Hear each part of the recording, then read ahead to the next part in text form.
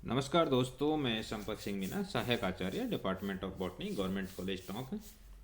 Dear students, आज हम BSc part second के paper structure development and reproduction in flowering plants के अंतर्गत लाइफ साइकिल ऑफ एंजियोस्पर्म आवृत्ति बीजियों का जीवन चक्र, जिसके अंतर्गत फ्लावर पुष्प के बारे में अध्ययन करेंगे। सबसे पहले हम एम्ब्रियोलॉजी की डेफिनेशन क्या होती है, वनस्पति विज्ञान की वह शाखा जिसका संबंध पौधे के लैंगिक जनन चक्र से, जिसके अंतर्गत उच्च वर्गीय पौधों की जनन संबंधी प्रक्रियाएं जैसे कि गेमेटोजेनेसिस, फर्टिलाइजेशन, फ्रूट का डेवलपमेंट, बीज का डेवलपमेंट और भ्रूण की संरचना का अध्ययन किया जाता है, उसे एम्ब्रियोलॉजी कहा जाता है। दोस्तों, मानव को पौधों की जो लैंगिक प्रक्रिया होती है, किस प्रकार से लैंगिक प्रजनन जो है पौधों में होता है, उसका ज्ञान लंबे समय से था और इसका उल्लेख किया था थियोफ्रेस्टस ने अपनी पुस्तक इंक्वायरी इनटू प्लांट्स के अंतर्गत। सन 1965 में जब सूक्ष्मदर्शी का आविष्कार हो गया था, खोज हो गई थी, तो उसके पश्चात एम्ब्रियोलॉजी में अभूतपूर्व प्रगति हुई। एन गिरु, जिसने अपनी पुस्तक एनाटॉमी ऑफ प्लांट्स में पुंकेसर का नर जननांग के रूप में उल्लेख किया था और निषेचन की क्रिया को सबसे पहले सर्वप्रथम देखा था स्टार्स बर्गर के द्वारा। भ्रूण विज्ञान के विभिन्न बॉटनिस्ट के अनुसार जो पुष्प है वह एक रूपांतरित प्रहरों होता है, एक मॉडिफाइड सूट होता है, जो कि उच्च वर्गीय पौधों में विशेष तौर पर एंजियोस्पर्म में जनन क्रियाओं के संचालन के लिए उत्तरदायी होता है।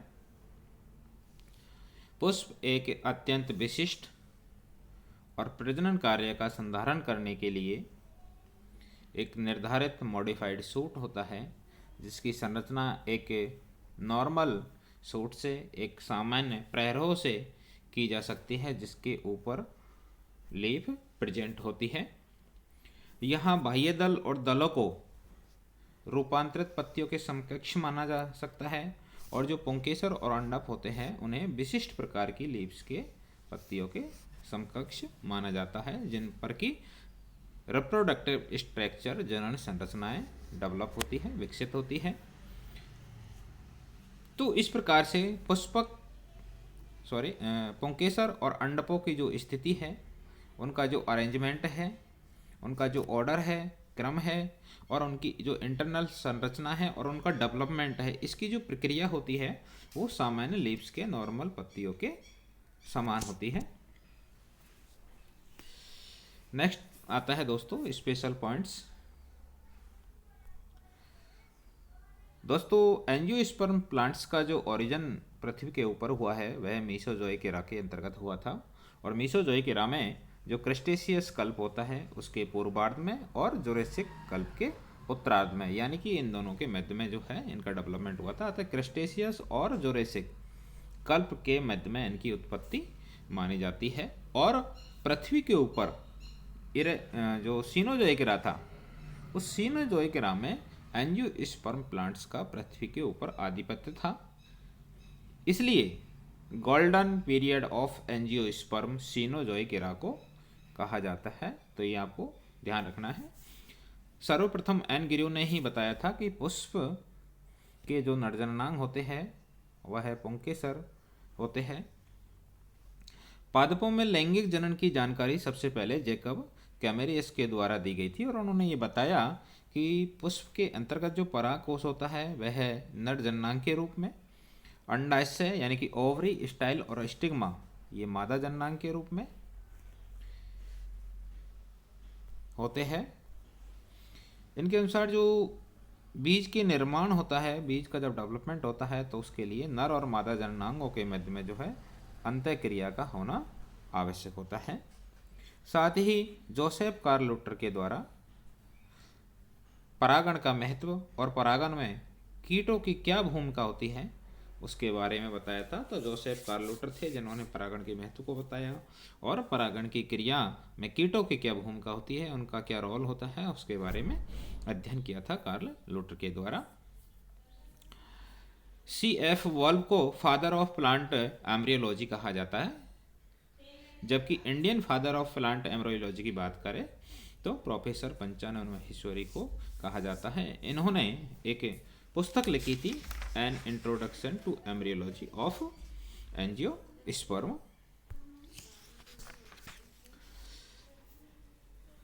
पंचानन महेश्वरी को भ्रूण विज्ञान का जनक कहा जाता है। साथ ही उन्होंने 1959 में पुस्तक लिखी थी, एन इंट्रोडक्शन ऑफ एम्ब्रियोलॉजी। साथ ही उन्होंने एक लेख आर्टिकल जो है लिखा था 1963 में, recent advances in embryology of angiosperm. इसके साथ ही डेविस एक महिला भ्रूण विज्ञानी, उनका योगदान भी एम्ब्रियोलॉजी के इस क्षेत्र में उल्लेखनीय है। उनके द्वारा एक पुस्तक लिखी गई थी और उस पुस्तक का नाम है a comparative embryology of angiosperm. Angiosperm का जो मुख्य पादप होता है वह स्पोरोफाइट होता है, जो कि डिप्लॉयड होता है, 2n होता है, और हेट्रोस्पोरस होता है जो कि जड़, तना और पत्ती, रोट, स्टेम और लीव्स में विभेदित होता है।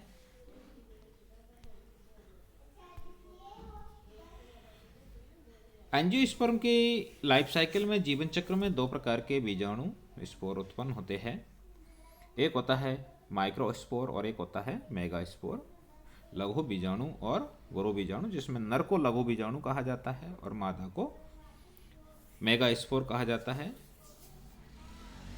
पौधों में जनन क्रिया एक विशेष संरचना के द्वारा होती है और उस विशिष्ट संरचना को ही पुष्प कहा जाता है। एक प्रारूपिक टिपिकल या पूर्ण पुष्प में कैलेक्स, कोरोला, बाह्य दलपुंज, एंड्रोसियम, उमंग और गाइनोसियम, जायंग, ये चारों ही चक्र जो है पाए जाते हैं एक कंप्लीट फ्लावर के अंतर्गत। बाह्य दलपुंज और दलपुंज, कैलेक्स और कोरोला, इन दोनों को जो है सहायक जनन अंग कहा जाता है, यानी कि ये दोनों ही जो है जनन में सहायता करते हैं, अतः इन्हें एक्सेसरी रोल्स कहा जाता है। जबकि पुमंग और जायांग, इन दोनों को जो है अनिवार्य चक्र या आवश्यक चक्र कहा जाता है, क्योंकि ये दोनों ही डायरेक्ट रूप से, प्रत्यक्ष रूप से जो है जनन में भाग लेते हैं और ये दोनों जनन से संबंधित होते हैं। जबकि बाह्य दल और दलपुंज, ये दोनों जनन में प्रत्यक्ष रूप से भाग नहीं लेते हैं, यानी कि जनन क्रिया में भाग नहीं लेते, अतः इन्हें सहायक जनन चक्र कहा जाता है। और इन पुमंग और जायांग को आवश्यक या अनिवार्य जनन चक्र कहा जाता है।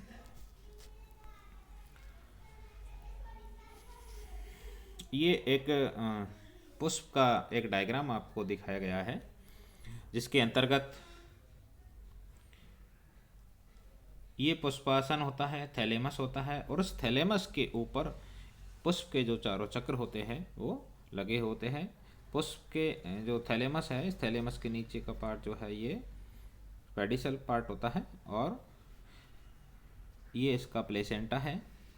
पेटल और सेपल, ये बाह्य दलपुंज और दलपुंज जो इसके सहायक जननांग हैं दोनों, और ये है इसका पिस्टल पार्ट यानी कि मादा जननांग पार्ट, और ये है इसका स्टामेन यानी कि नर जननांग पार्ट। तो ये मादा जननांग पार्ट है और ये इसका नर जननांग पार्ट है। इनके तीन तीन भाग होते हैं पौने, जिसमें मादा जननांग की बात करें तो सबसे नीचे ओवेरी होती है, उसके बाद में स्टाइल होता है और उसके बाद में स्टिग्मा। अंडाशय, वर्तिका और वर्तिकाग्र, ये तीनों पार्ट होते हैं। ठीक उसी प्रकार से जो स्टामेन होता है उसके अंतर्गत भी सबसे ऊपरी पार्ट जो है वो एंथर होता है, उसके नीचे फिलामेंट होता है और इन दोनों के मध्य में यहाँ पर होता है कनेक्टिव। तो उसके भी तीन पार्ट होते हैं, जैसे योजी कहा जाता है, फिलामेंट पोतंतु, एंथर परागकोश और योजी कनेक्टिव।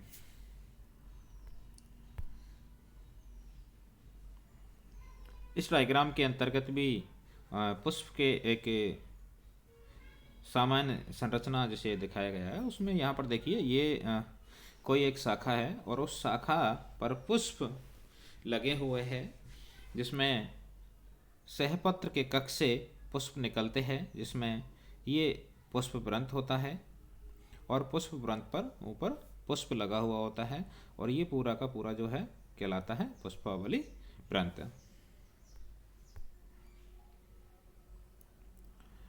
नेक्स्ट टॉपिक है दोस्तों कि पुष्प एक रूपांतरित प्रेरक होता है। Flower is a modified shoot. Professor Goethe के अनुसार पुष्प एक ऐसा रूपांतरित प्रेरक होता है जो कि एक विशिष्ट विधि से जनन के लिए अनुकूल होता है, जनन के लिए अनुकूलता दर्शाता है। इसमें एक लंबा पुष्प व्रंत होता है और उसका जो स्वतंत्र सिरा होता है वह चपटा और गुंबद के आकार का होता है, और उसे कहा जाता है थैलेमस यानी कि पुष्पासन। इस पुष्पासन एक प्रकार से जो है रूपांतरित तना ही होता है, जिसके ऊपर पर्व और पर्व संधि नोड और इंटरनोड पाई जाती है। जिस प्रकार से एक नॉर्मल तने के ऊपर नोड और इंटरनोड प्रेजेंट होते हैं, ठीक उसी प्रकार से इस थैलेमस के ऊपर भी नोड और इंटरनोड प्रेजेंट होते हैं। पुष्पासन में पर्व संधि नोड बहुत पास पास होती है और पर्व बहुत छोटे होते हैं। पुष्प में पाए जाने वाले भाग पत्तियों के रूपांतरण है और 4 चक्रों में पुष्पासन पर ये विन्यासित रहते हैं। पुष्पासन पर 4 पर्व संधियाँ पाई जाती हैं, जिनमें जो प्रथम पर्व संधि जो सबसे नीचे स्थित होती है वह पहली रूपांतरित प्रथम मॉडिफाइड लीव्स होती हैं, जिसे कि बाह्य दलपुंज कहा जाता है, कैलेक्स कहा जाता है। और उसके ऊपर दूसरी पर्व संधि होती है जिसे कि दलपुंज कहा जाता है, और उसके ऊपर तीसरी पर्व संधि जिसे कि एंड्रोसियम पुमंग कहा जाता है, और चौथी पर्व संधि जिसे कि जायंग कहा जाता है, उस पर जायंग लगे हुए होते हैं। पुष्प के रूपांतरित प्रेरक होने के संबंध में कुछ प्रमाण जो है जिनके द्वारा ये सिद्ध किया जा सकता है कि पुष्प एक रूपांतरित प्रेरक होता है, जिसमें पहला आता है प्रमाण कि जिस प्रकार से एक सोमेटिक वर्ड होती है, कायिक वर्ड होती है, कायिक कोश कलिका होती है, उसके समान ही जो पुष्प कलिका होती है, फ्लोरल वर्ड होती है, उसका डेवलपमेंट भी या तो अंत्यस्थ होता है और या कक्षस्थ होता है। दोनों का जो डेवलपमेंट होता है वह समान होता है। तो ये पहला प्रमाण है। दूसरा प्रमाण है कि पुष्प के पुष्पासन को एक कंडेंस्ड संघनित और छोटे केंद्रीय अक्ष के समकक्ष सेंट्रल एक्सिस के समकक्ष माना जा सकता है, जिसके ऊपर पर्व यानी कि इंटरनोड की वृद्धि सप्रेस हो जाती है, रुक जाती है। इसके विपरीत जो फ्लावर है जैसे कि क्लियोम पेंटाफिला, उसमें थैलेमस जो है सुदीर्घित हो जाता है और इस पर स्पष्ट विकसित पर्व और पर्व संधियाँ पाई जाती है, यानी कि क्लियोम पेंटाफिला में स्पष्ट रूप से पर्व और पर्व संधि देखने को मिलती है, क्योंकि यहाँ पर जो थैलेमस होता है वो दीर्घित हो जाता है। बाह्य दल और दलपुंज के बीच में प्रथम इंटरनोड प्रेजेंट होती है और उस प्रथम इंटरनोड को एंथोफोर कहा जाता है। सॉरी, यहाँ पर एंड्रोफोर लिखा हुआ है।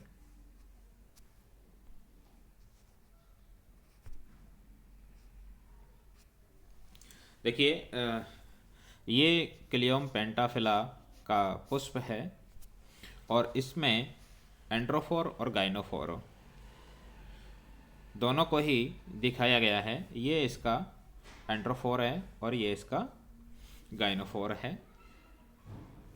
एंड्रोफोर जो कि देखिए दोस्तों, पुष्प के जो 4 भाग होते हैं,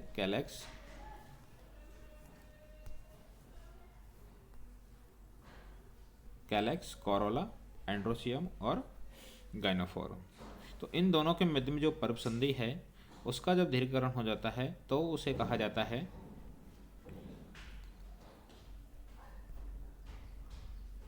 एंथोफोर।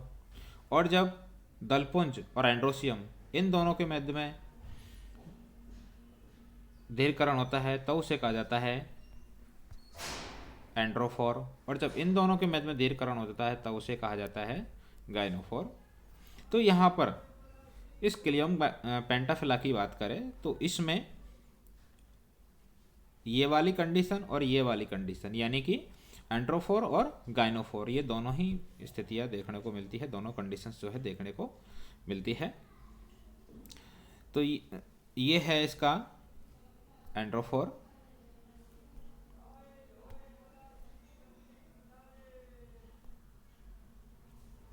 तो आपको ध्यान रखना है दोस्तों कि क्लियम पेंटाफिला के अंतर्गत जो है एंड्रोफोर और गाइनोफोर।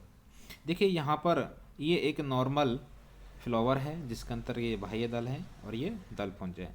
इन बाह्य दल और दलपुंज दोनों के मध्य का जो पर्व है वह पर्व दीर्घीकृत हो जाता है और दीर्घीकृत होकर के लंबा बड़ा हो जाता है, जिससे कि यहाँ से यहाँ तक इसे दिखाया गया है और ये कंडीशन कहलाती है एंड्रोफोर।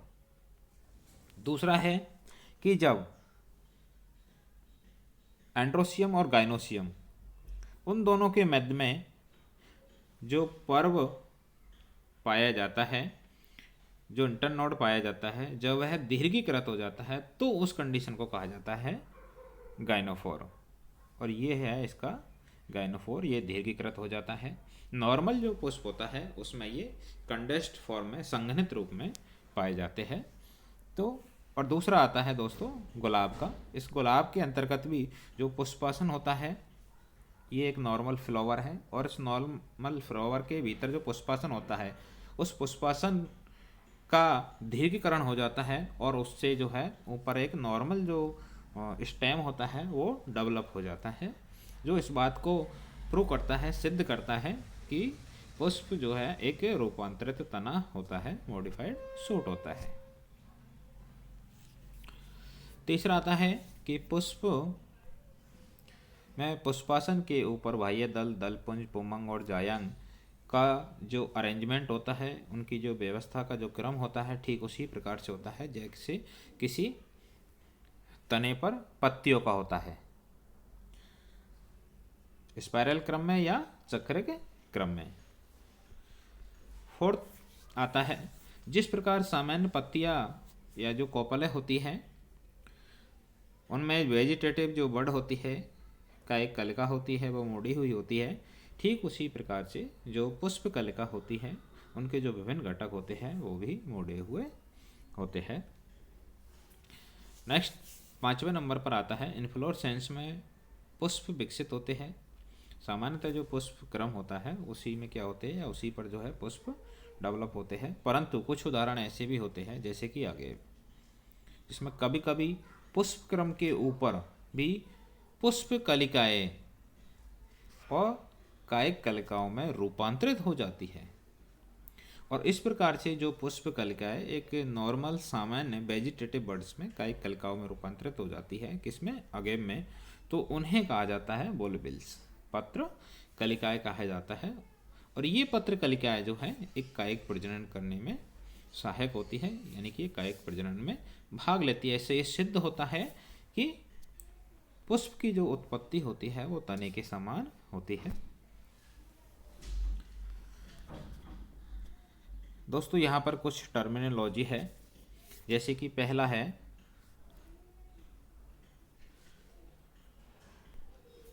एंथोफोर। एंथोफोर किसे कहते हैं और इसके कौन कौन से एग्जाम्पल्स है। जब बाह्य दलपुंज के मध्य में जो पर्व पाया जाता है वह पर्व लंबा हो जाता है, उसका दीर्घकरण हो जाता है, तो उस कंडीशन को कहा जाता है एंथोफोर। और ये एग्जाम्पल्स मिलते हैं देखने को साइलिन और डाइएंथस में। दूसरा आता है एंड्रोफोर, जिसके बारे में अभी हमने पढ़ा था। कुछ पादपों में दलपुंज और पुमंग के मध्य में जो इंटरनोड पाया जाता है वह लंबा हो जाता है, जिसे पुमंगधर कहा जाता है, एंड्रोफोर कहा जाता है। और ये एग्जाम्पल्स है इसका पैशन पुष्प, पैसी फ्लोरा, दूसरा आता है गाइनोफोर। जब पुमंग और जायांग के मध्य में जो इंटरनोड होती है वह लंबा हो जाता है तो उस कंडीशन को कहा जाता है गाइनोफोर। इसका एग्जाम्पल है कैपेरिस। अगली टर्मिनोलॉजी आती है गाइनेंड्रोफोर, यानी कि एंड्रोफोर और गाइनोफोर। जब ये दोनों ही कंडीशंस पाई जाती है तब ऐसे पुष्प को ऐसी कंडीशन को कहा जाता है गाइनेंड्रोफोर।